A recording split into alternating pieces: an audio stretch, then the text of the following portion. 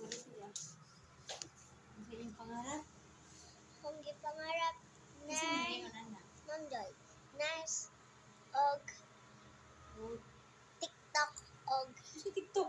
Pangarap din ng TikTok. uy naman si ma'am. Ha? Ano man? Basta. Mag-TikTok ka? Mag-TikTok ba? Tartagkag followers ba? Nya. Ingon po daw nya, kuhaan po ako, kanta. Ha? Kanta po. Kanta ka. Sayaw po. Di, ano tulong ka po? Pwede man daghan-daghan ba? Hindi, dito. Kaya para maumana ka sa isa, napaka-isa ka trabaho. Anak ba para di ba undang trabaho? Gusto na ko trabaho kay practice ko ba para dancer ko, kantaher ko ba? La la la. Ang buhaton, tarong ka o. Hula. Paminaw ta teacher. Ay, lain na. Hatag si mami nimo, kaya punta dato. Hatag ragid ni mami nimo, kung magtarong ka eskwela, pa-eskwela ka. Magtatanong ka. So, kanang mga trabaho-trabaho, tsaka na nimo siya una-una, o nga. Naman og sila. Yes. Asa ra na, o maghuman ka, o. Sila. Dapat yung maghuman o eskwela. Maura na yung hatag ni mami nimo na pamana.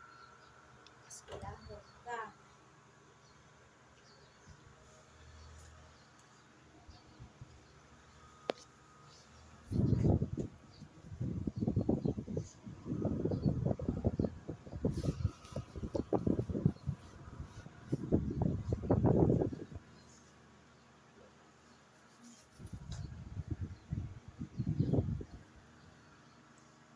Lipstick. Eko ba ako yun? Parang bag.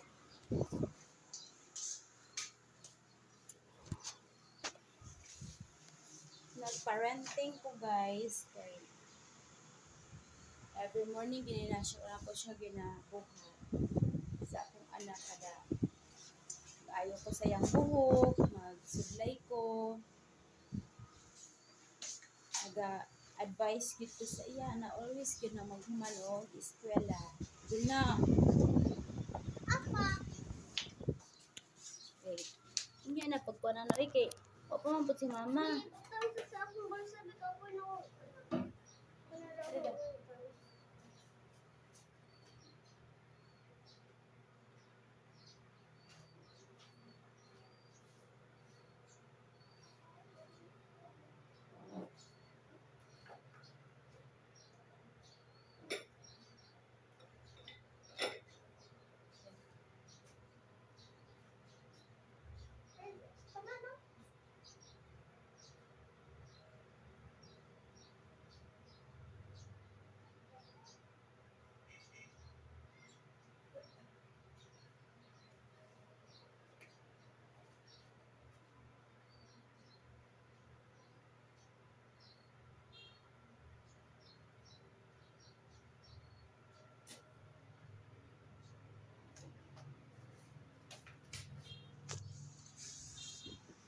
So, bye guys.